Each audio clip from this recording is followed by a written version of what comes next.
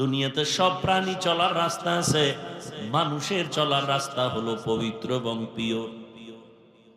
আল্লাহ সব ব্যবস্থা করে মানুষ পাঠাইছেন, আর এই মানুষ যেন দুনিয়াতে নিজের ইজ্জত নিয়ে সম্মান নিয়ে বেঁচে থাকতে পারে, সেজন্য ব্যবস্থা দিছেন দুইটা। এক ব্যবস্থা ব্যক্তি, আর এক ব্যবস্থার নাম কিতাব। শ্রেষ্ঠ ব্যক্তি রহমতের নবী, শ্রেষ্ঠ কিতাব হলো কোরআন। নবী মক্কা নগরীতে আসলেন, 40 বছর পর্যন্ত নবী কোনদিন কাউকে দাওয়াত দেন না, নামাজের কথা বলেন না। মক্কার জমিনের মানুষ এতটা চরিত্রহীন, নারী আর পুরুষ উলঙ্গ হয়ে একসাথে বাইতুল্লাহ তাওয়াফ করে। এতটা খারাপ তারা, কোন পশু জবে করলে রক্তগুলো বাইতুল্লাহর দেওয়ালে মাখে আর বলে আমাকে পশুর কোরবানি কবুল হয়ে যাবে। বাবা হইয়া নিজের কন্যার গলা টিপে মেরে ফেলে, কন্যা পছন্দ করে না, নারী সমাজের অভিশাপ। রহমতের নবী আইসা নারীর ইজ্জত দিছেন। আর 1500 বছর পরে আমার দেশের কিছু অভোলা নারী, আমাদের কিছু দেশের নারীরা রাস্তায় বের হয়ে গেছে, স্লোগান দেয় ইসলাম নারীর অধিকার দেয় নাই। আর এদের সাথে কিছু লম্পটের বাচ্চারা তাল মিলায়। আল্লাহর জাতের কসম, ইসলাম সারা নারীর অধিকার সম্মান কেউ দেয় নাই। সব ধর্মে নারীর উপরে জুলুম। হিন্দু ধর্মের কিতাব খোলো, নারীর উপরে জুলুম।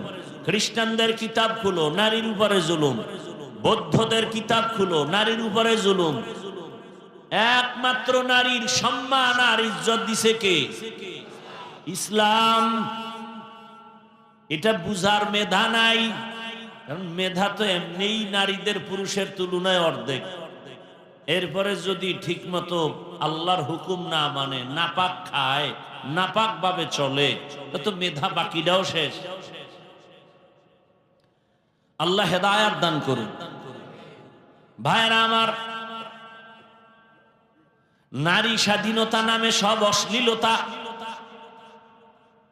দুনিয়ার মানুষ, তুমি এমন একটা ছিদ্র নাই যেখানে তুমি আলাদা নারীর কিছু বাড়াবা। সব আল্লাহ দিছেন কিয়ামত পর্যন্ত, তোমার বাড়ানোর কোনো রাস্তা নাই। তুমি চালাকি করলে নারীর সম্মান বাড়বে না, আরো নারীরা অপমান হবে। আল্লাহর আইন নারীর স্থায়ী সমাধান, সম্মানের আইন। দুনিয়াতেও নারীর সম্মান, আখিরাতেও নারীর সম্মান। একটা বাচ্চা দুনিয়াতে আসবে, তার সম্মান কত? রহমতের নবী বলেন, আমার এত সুনাম, আমার একটা ছেলেও নাই, আমি 4 কন্যার বাবা। কে?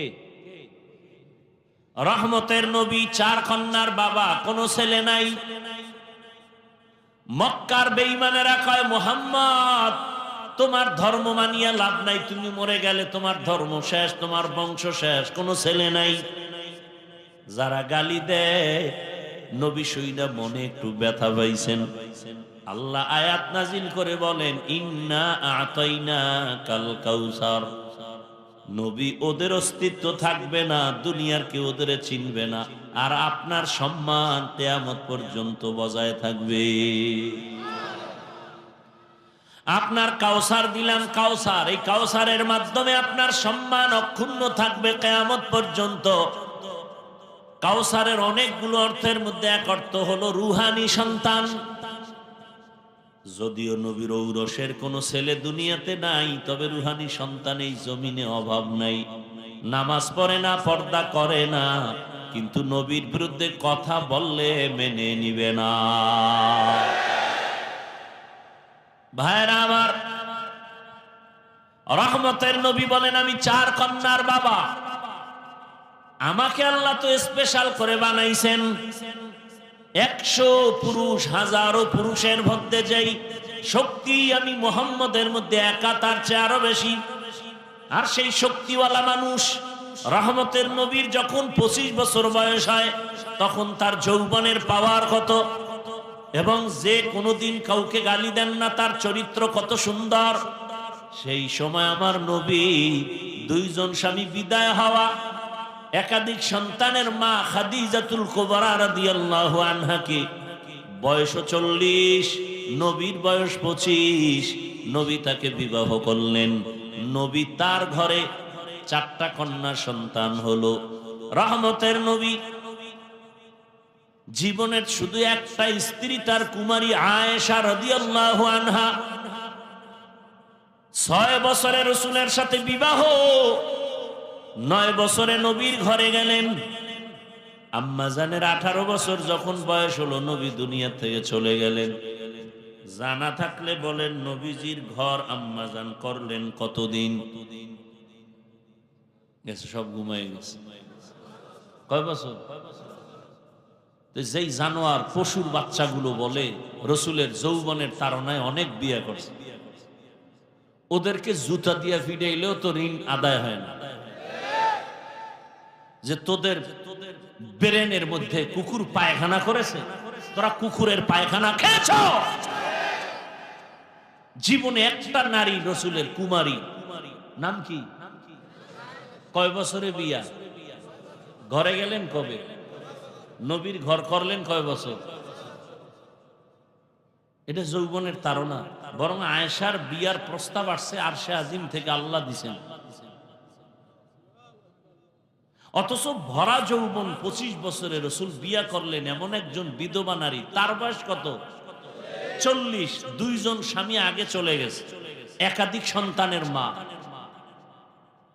এরপরও যারা রসুল দেখতে পারে না, এদের জন্য এই সংসদে আইন যারা করবে না, ওদেরকে সংসদে নেওয়া মুসলমান কোনোদিন তা বরদাস্ত করতে পারে না। তোমার নেতারে গালি দিলে কষ্ট লাগে, লাঠি মিছিল করো। দুনিয়ার সব নেতা এক পালায় দিল, আমার রসুলের পেশাবের সমান হবে না। সেই রসুলের মর্যাদা রক্ষা করতে যারা সংসদে পারে না, এদেরকে সংসদে নেওয়ার কোনো সুযোগ নাই। আল্লাহ হেদায়েত দান করুন। সমস্যাটা কোথায়? কোথায় সমস্যা?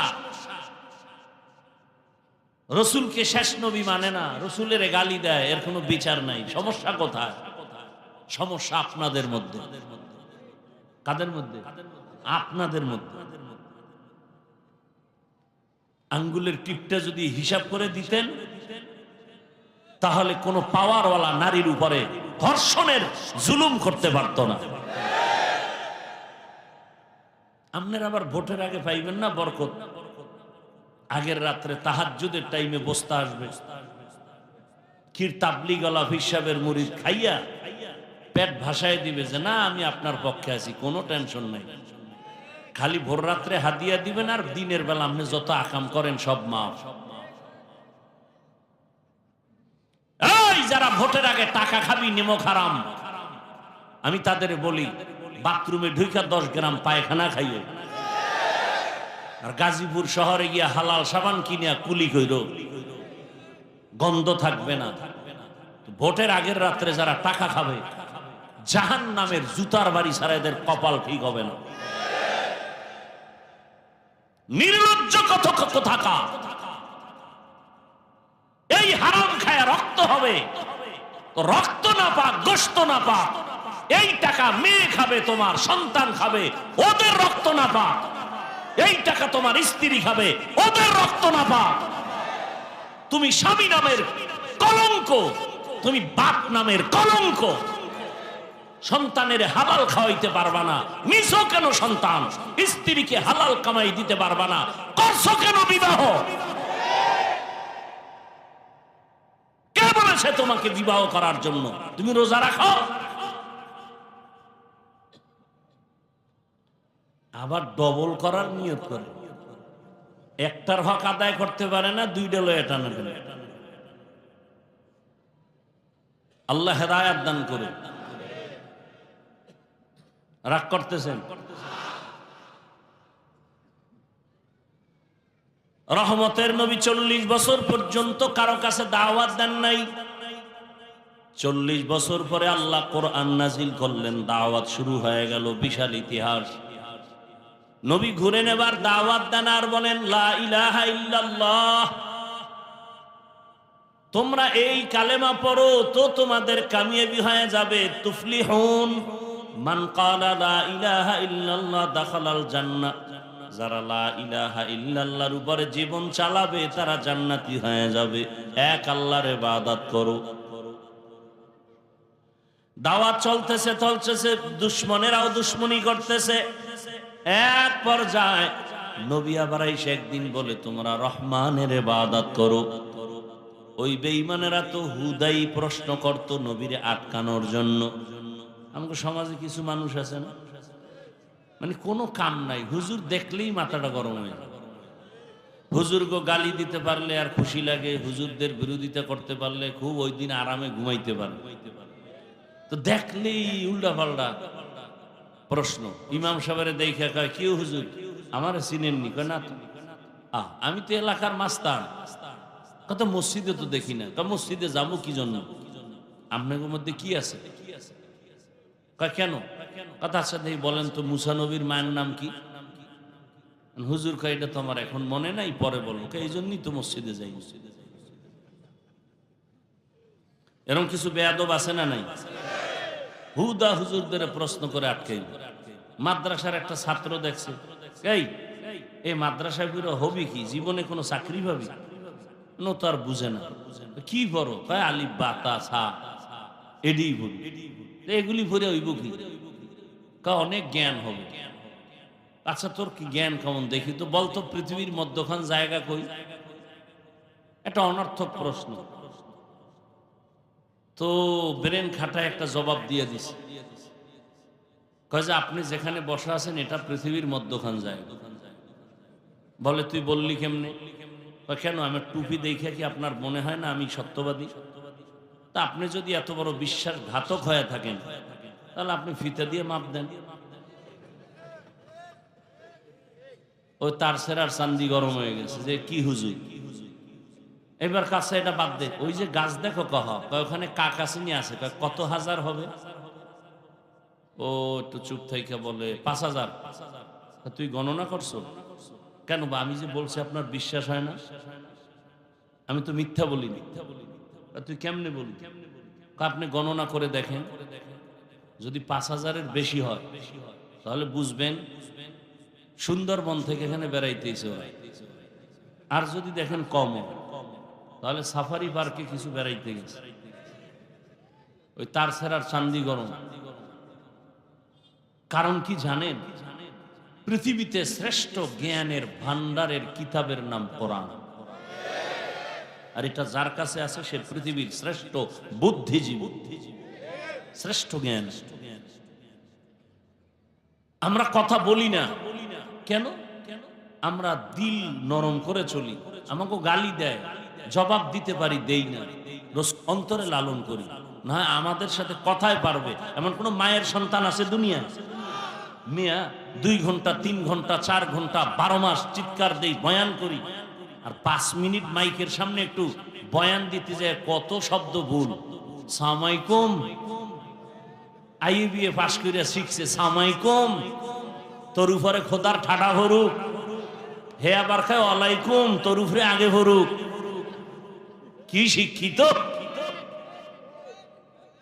আল্লাহ হেদায়েত দান করে। ইলমে রায়ে জাজু করদান বেহিসাব, খলকে রাদা দান জবাবে বাসাওয়াব। আইএ পাস করলা, বিএ পাস করলা, মেট্রিক পাস করলা, আসসালামু আলাইকুম 2টা শব্দ কি শিখতে পারলা না রে মুসলমান? এটা শিখতে তো মাদ্রাসায় যেতে হয় না। আর একজনে সালাম দেয় খুব স্টাইল করে, মাদ্রাসায় ঢুইকা হুজুরের দেখা সালাম দিছে, আসসালামু আলাইকুম, খুব স্টাইল করে দিছে। হুজুর আপনি কেমন আছেন? হুজুরে বুদ্ধিমান তো, কয় শুকুর। আলহামদুলিল্লাহ। কয় হুজুর শুকুর কেন? শুকুর বলবেন না? কয় কপাল তোরটাও খারাপ আমারটাও খারাপ। আমি যে শুকুর বলবো, সিনের উপরে 3 নক্তা, এটা তো তুই সালামে নিয়ে গেছিস। আমার তো শুকুর বলা ছাড়া কোনো নক্তা নেই। हकीकत से तू दुनिया बेखबर है, दुनिया की नुमाइश पर नजर है। নবী বলেন রহমানের ইবাদত করো। মুশরিকরা পাইছে সুযোগ, এই আব্দুল্লাহর ছেলে এতদিন এক আল্লাহর কথা বলছো, এখন আবার রহমানের কথা কেন বলো? তোমার আল্লাহ দুইজন নি? কয় না। তো পরিচয় দাও, মানির রহমান। রহমান কে? আল্লাহ নবী বলেন জবাবের অপেক্ষায় থাকো। আল্লাহ পাক রহমানের পরিচয় দিয়া আর রহমান দিয়া পাঠায় দিলেন নবী, আপনি জানায় দেন রহমান কে। রহমান হলেন তিনি, কোরআন শিখাইলেন যিনি, মানুষ বানাইলেন যিনি, তিনি হলেন রহমান। আল্লাহ গো, আপনি উল্টা বললেন কেন? আমরা দুনিয়াতে আইসা কোরআন শিখছি, অথচ আপনি কোরআন শিখাইয়া মানুষ বানাইছেন, তার ব্যাখ্যা কি? মুফাসসিরিনে কেরাম বলেন আল্লাহর আদালতে সব মানুষ আসল মানুষ না। আর দুনিয়াতে বহু লাইনের মানুষ আছে। একদল মানুষ হলো বংশগত মানুষ, একদল মানুষ জন্মগত মানুষ। আদম নবীর বংশে আমরা জন্ম নিয়েছি, আমরা বংশগত মানুষ। এই পরিচয় কেউ জান্নাত পাবে না, যদি পায় তো হিন্দুরাও পাওয়ার কথা। বংশগত পরিচয় মানুষ জান্নাত পাবে না, জন্মগত পরিচয় মানুষ জান্নাত পাবে না। আমার বাবা, আমার জন্মদাতা বাবা, আমি তার জন্মসূত্রে সন্তান, এই সূত্রে জান্নাত পাওয়া যাবে না। তো কোন সূত্রে মানুষ হলে জান্নাত পাওয়া যাবে? মুফাসসিরিনে কেরাম বলেন আল্লাহর কাছে শুধু একদল মানুষ দামি, যারা হবে গুণের মানুষ। কিসের মানুষ? গুণের মানুষ জান্নাত পাবে। বলে মানুষের গুণ কি? ভালো করে খেয়াল করেন, যে কোনো জিনিস যারা বানায়, ওই বস্তুটা বানাবার আগে একটা কাজের জন্য সিদ্ধান্ত নেয় বস্তুটাই কাজ হবে। তাহলে মূল উসুল, মূল নীতি, যেই বস্তুটা যেই কাজের জন্য বানানেওয়ালা বানায়, ওই বস্তুটার ওই কাজ হলো গুণ। যেমন আমি মাউথের সামনে কথা বলি, হর্ন কথাগুলো ইউনিটার মেশিনের মাধ্যমে বের করে। এই মাউথ মাইকওয়ালারা মাইক যখন বানাইছে, কি কাজের জন্য বানাইছে? আওয়াজটা সুন্দর করে, কাছের আওয়াজ দূরে দিবে এই জন্য। তাহলে মাইকের গুণ কি? আওয়াজ দেওয়া। এটাই কাজ, এটাই গুণ। বাতিওয়ালা বাতি বানাইছে কেন? আলো দেওয়ার জন্য। আলো দেওয়া বাতির গুণ। পাখাওয়ালা পাখা বানায় কেন? বাতাস দেওয়ার জন্য। বাতাস দেয়া পাখার গুণ। আগুন জ্বালায় কেন? গরম হওয়ার জন্য। গরম হাওয়া আগুনের গুণ। বরফ নেয় কেন? ঠান্ডা লাগানোর জন্য। বরফের গুণ ঠান্ডা, আগুনের গুণ গরম। মাইকের গুণ আওয়াজ দেওয়া, বাতির গুণ আলো দেওয়া। এখন যদি মাইক আওয়াজ না দেয়, সবাই বলবে এটাকে ফেলে দাও, এটা গুণের মাইক না। বাতি যদি আলো না দেয়, ভেঙ্গে ফেলে, এটা গুণের বাতি না। আল্লাহ মানুষ যখন বানাইছেন, বলেন আপনাদের জানা থাকলে কোন কাজের জন্য বানাইছেন? ইবাদতের জন্য। কি জন্য? ইবাদতের জন্য, আর কোন কাজের জন্য? তাহলে মানুষের গুণ কি? ইবাদত করা। কি করা ভাই? ইবাদত করা, এটা মানুষের গুণ। এখন ইবাদত কেমনে করব? সিস্টেম লাগবে, বুঝতে হবে, জানতে হবে। জানতে হলে কোরআন ধরো। আমি তো কোরআন পারি না। যারা পারে তাদের কাছে যাও। কারা পারে? বলে ওলামায়ে কেরাম, এদের কাছে যাও, কোরআন শিখো, আমল শিখা, ইবাদত করো। করলেই তুমি গুণের মানুষ। গুণের মানুষে মরলেই তুমি বিনা হিসাবে জান্নাতি। এই গুণের মানুষ হওয়ার জন্য লাগবে ইবাদত। ইবাদত শিখতে হলে লাগবে কোরআন। ওদিকে আল্লাহ ইঙ্গিত করে কয়, আমি আগে মানুষ বানাই না, আগে কোরআন শিখাইছি, পরে মানুষ বানাইছি। কোরআন শিখা যারা ইবাদত করবে তারা গুণের মানুষ। তাহলে গুণের মানুষ আগে না কোরআন আগে? কোরআনের মাধ্যমে আলেমের কাছে গিয়ে শিখা ইবাদত করো, তো তুমি গুণের মানুষ হবে। আর গুণের মানুষের আমি আল্লাহ বিনা হিসাবে জান্নাত দিব। তবে শুনে রাখো, মাইকওয়ালা গুণের গুণ আওয়াজ দেওয়ার জন্য বানাইছে। এই গুণটা যদি মাইকের মধ্যে না থাকে, এলাকার সব কমিটি সব বলবে এই মাইক ভেঙ্গে ফেল, তোর একটা টাকাও দেওয়া হবে না, লাথি মেরে ফেলে দাও। ঠিক যারা ইবাদতের গুণ না নিয়ে কবরে চলে যাবা, আল্লাহ বলবে ফেরেশতা, এটা গুণের মানুষ না, এটাকে শিকল লাগায় জাহান্নামে লাথি মেরে ফেলে দাও। এই মানুষটা আমার গুণের মানুষ না। আমার দেওয়া সূর্যের আলো নিল, চাঁদের আলো নিল, জমিনের ফল খাইলো, গাছের ফল খাইয়া জমিনের ফসল, নদীর মাছ খাইলো। আমি আল্লাহর নিয়ামত খাইয়া আমার হুকুম মতো নামাজ পড়ে নাই, তওবা করে নাই, গুনার দিকে দৌড়াইছে, চ্যালেঞ্জ দিছে। নামাজের বয়ান শুনিয়া বলে আমি নামাজ পড়বো না, কার শক্তি আছে পড়াবে? আমি পর্দা করব না, কার শক্তি আছে পড়াবে? আরে নিজে তো নামাজ পড়ে নাই, যারা পড়তো এদেরও ভালো জানেন। এরকমও কিছু কপাল পোড়া আছে, নিজেও নামাজ পড়ে না, অন্য নামাজ পড়ে তাও পছন্দ করে না, নিজেও হালাল খায় না, অন্য হালাল খাবে তাও পছন্দ করে না। এমন কপাল পোড়া আমাদের সমাজে আছে না নাই? ও আমার যুবক বাবারা, শিক্ষিত মুসলমান বৃদ্ধ বাবাজি, ও পর্দার আড়ালের আম্মা জানেরা, বোনেরা, আমি কিন্তু আপনাদের বলি নাই হুজুর হইয়া যান, পাগড়ি লাগায় তসবিহ হাতে নেন। আমি শুরুতেই বলেছিলাম আপনাদের মতো কত জেনারেল লাইনের মানুষ স্কুল কলেজের লেখাপড়া শিখিয়া আজকে তাকায় দেখেন কত প্রফেসর, কত ডাক্তার 5 ওয়াক্ত নামাজ পড়ে, ওসি ডিসিএসপি নামাজ পড়ে, র্যাব আর্মি পুলিশ বিডিআর এর চাকরিও করে, নামাজ পড়ে নাই? আমার অনুরোধই একটাই, আপনি কেন পারেন না? তাহলে আপনি গুণের মানুষ হতে পারেন নাই। অনুরোধ, অন্তরে এই কথাটা একটু জায়গা দেন, মনের একটু বুঝান যে আমার মতো জেনারেল লাইনের সন্তান যদি রাস্তায় গাড়ি চালায় নামাজ পড়ে আমি কেন পারি না? ব্যবসা করে নামাজ পড়ে আমি কেন পারি না? নদীর মধ্যে মাছ ধরে নামাজ পড়ে আমি কেন পারি না? র্যাব আর্মি পুলিশের চাকরি করে নামাজ পড়ে আমি কেন পারি না? শ্রমিকের কাজ করে নামাজ পড়ে আমি কেন পারি না? ও পর্দার আড়ালের আম্মা জানেরা, আপনার মতো কত মা, কত বোন এই এলাকায় এখনো আছে, পর্দা করে নামাজ পড়ে, স্বামীর মাল হেফাজত করে, মোবাইলে সময় নষ্ট করে না। আপনি কেন পারেন না? কয়দিন এই বাহাদুরি করবেন? একদিন তো আজরাইলের হাতে ধরা পড়ে যাবেন, সেদিন চলে যাবেন, কেউ নাম নিবে না। তবে যদি ভালো আদর্শ নিয়ে একটা সন্তানকে ডাক্তারও বানায় যান, আর ওই ডাক্তার যদি কোরআন পড়ে, নামাজ পড়ে, রোগীও দেখবে, নামাজও পড়বে, কোরআনও পড়বে, দোয়াও করবে, ওই সন্তানের জন্য সবাই দোয়া করবে, আর আপনার জন্য দোয়া করবে। ভালো মায়ের ভালো সন্তান। অতএব আপনি সন্তানটাকে ইঞ্জিনিয়ার বানান, টাকাওয়ালা বানান, তবে বেয়াদব যেন না হয়, কারো সাথে খারাপ আচরণ না করে, আল্লাহর কোরআন পড়বে, মানুষের সাথে ভালো আচরণ করবে, 5 ওয়াক্ত নামাজ পড়বে, মা বাবার দোয়া নিয়ে চলবে, শিক্ষকের দোয়া নিয়ে চলবে, ওলামায়ে কেরামের পরামর্শ নিয়ে নবীর আদর্শ মেনে চলবে। এমন একটা সন্তান রেখে যাবেন, আর এই সন্তানটা আপনি বললেই হবে না, মায়ের আদর্শ ভালো হলে সন্তানের আদর্শ ভালো হবে, মা বাবার আদর্শ ভালো হলে সন্তানের আদর্শ ভালো হবে।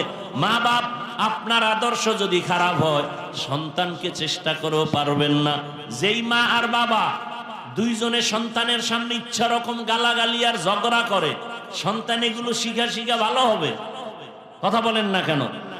যেই মা বাবা চরিত্র বিধ্বংসী কোনো কাজ করবে সন্তানের সামনে, কি করে? কয় মাও মোবাইল চালায়, গান শুনে, বাবাও চালায়, ছেলেরাও দেখতেছে, ছেলেও চালায়, ছেলে বাবা বাধা দিতে পারবে না, বলবে তুমি চালাও কেন? কি মাও বাধা দিলে ধমক দিবে, তুমি চালাও, তাতে দোষ নাই, আমারে বাধা দাও কেন? এজন্য একটা মায়ের অধিকার এবং আদর্শের দিকে খেয়াল রাখতে হবে বেশি, কারণ বাবার তুলনায় সন্তান মাকে ফলো করে চলে বেশি। এজন্য মা আপনাকে আদর্শওয়ালা হতে হবে। আপনারা তো খাদিজা রাদিয়াল্লাহু আনহার মতোই নারী, ফাতেমা রাদিয়াল্লাহু আনহার মতো নারী, আয়েশা রাদিয়াল্লাহু আনহার মতো নারী। এই স্টেজে 2টা ছেলের মাথায় পাগড়ি দিলাম, আমরা কোরআনের হাফেজ হয়ে গেছে। খবর নিয়ে দেখেন এদের মা বাবার মতো ধন্য আর কেউ হতে পারে না। এরে আম্মা জান, কয়দিন মনের আশা পূরণ করিয়া তো অন্যায় কম করেন নাই, এখনো কি আশা পূরণ হয় নাই? আর কতদিন বেপরদায় রাস্তায় রাস্তায় মার্কেটে ঘুরলে আপনার আশা পূরণ হবে বলেন? এবং আর কতদিন হায়াত আপনার বাকি আছে তাও হিসাব করেন। ও যুবক, মনে আশা আসছে পার্কে যাবি, কম গেলি না, এখনো কি আশা পূরণ হয় নাই? মনে আশা যাক যে সারা রাত মোবাইলে গুনাহ করবি, কম করো নাই, এখনো কি শখ মিটে নাই? বলতো আরো কত রাত্র গুনাহ করলে শখ মিটবে, আর কত রাত্র পার্কে পার্কে গেলে তোর শখ মিটবে, আর কতবার দাড়ি কাটলে শখ মিটবে, আর কতবার নামাজ ছাড়লে শখ মিটবে বল, এবং কতদিন হায়াত আছে তাও বল। এমন একটা দিন নাই গাড়ির নিচে যুবকের লাশ দেখি না, এমন একটা দিন নাই পানির নিচে যুবকের লাশ দেখা যায় না, এমন একটা দিন নাই যে ঘুমের বিছানায় যুবকের লাশ পাওয়া যায় না। কয়দিন তুমি আজকে ভালো, কালকে হতে পারো হসপিটালের রোগী। কি বলবে এটা কেমনে? কয় যে মরণের অস্ত্র লয়ে ঘুরো, বাইক বাইক, কথা কয় না। যুবকের মরণ অস্ত্র বাইক, আর চূড়ান্ত মরণ অস্ত্র মোবাইল। মোবাইলে তোর শরীর, তোর যৌবন, তোর জীবন, তোর চরিত্র সব ধ্বংস মোবাইল। আর তোকে ডাইরেক্ট আজরাইলের হাতে দ্রুত গতিতে তুলে দিবে বাইক। সত্য কথা স্বীকার কর। তাহলে তোর মরণের হায়াতের গ্যারান্টি নাই, কারণ তুই নিজেই ছুরি হাতে নিয়ে চলতেছ, অজান্তে ছুরি গলায় ঢুকে যাবে, তুই মরে যাবি। মায়ের থেকে বিদায় নেওয়ারও টাইম তোর কপালে নেই। মানুষ বাঁচতেছে অথচ অস্ত্র লয়ে ঘুরে মরা। যুবকরা দেখো তো বাংলাদেশে বাসের নিচে ট্রাক অ্যাক্সিডেন্ট গড়ে হিসাব করে দেখো তো, বেশি মানুষ মরে বাইক না ট্রাক না বাস? তো তোমার মরণের ভয় যদি থাকে তুমি এর পিছনে দৌড়াও কেন? তাহলে বোঝা গেল তোমার হায়াত বেশি দিন নাই। অতএব এখনো সময় আছে, তওবা করো। তুমি জেনারেল লাইনে থাকো, ব্যবসা করো, চাকরি করো, ডাক্তার হও, ইঞ্জিনিয়ার হও, এসপি হও, ওসি হও, ডিসি হও, তবে বেয়াদব হইও না। আল্লাহর কাছে তওবা করো। মা বাবার দোয়া নিয়ে চলো, বেয়াদবি করিও না। শিক্ষকের দোয়া নিয়ে চলো, বেয়াদবি করিও না। আলেম ওলামার দোয়া নিয়ে চলো, বেয়াদবি করিও না। অন্তরকে বুঝায় তওবা করো। আল্লাহকে বলো, হে আল্লাহ, আর গুনাহ করব না, দাড়ি কাটবো না, নামাজ ছাড়বো না, বেপরদায় চলবো না। মা বাবার দোয়া, শিক্ষকের দোয়া, উলামায়ে কেরামের দোয়া নিয়ে নবীর আদর্শ মেনে চলবো। আল্লাহ আমাদেরকে তওবাওয়ালা জিন্দেগি দান করেন, আমিন।